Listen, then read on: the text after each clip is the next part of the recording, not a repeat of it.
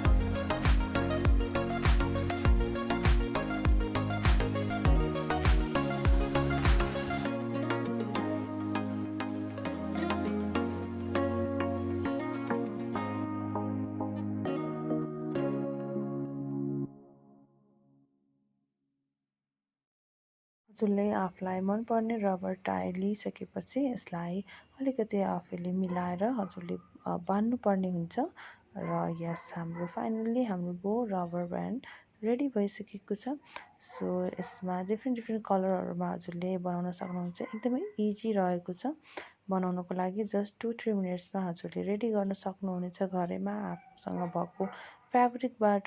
So yes यो rubber band बनाउन एकदमै इजी छ। होपफुली हजुरहरूलाई मन पर्यो होला यो भिडियो। इफ हजुरहरूलाई मन पर्यो भने please like share and subscribe गर्न नबिर्सिनु होला र सेयर गर्न पनि नबिर्सिनु होला। र इफ हजुरलाई मोर यस्तै हेयर टाईहरूको या मोर क्राफ्टको भिडियोहरू चाहिएमा प्लिज कमेन्ट गरिदिनु होला नेक्स्ट भिडियोको लागि। र यस मैले बनाइसकेकी छु, एकदमै प्रिटी हुन्छ यो लगाइसकेपछि। So thank you so much अहिलेसम्म हेरिदिनु भएकोमा र keep supporting and by by everyone.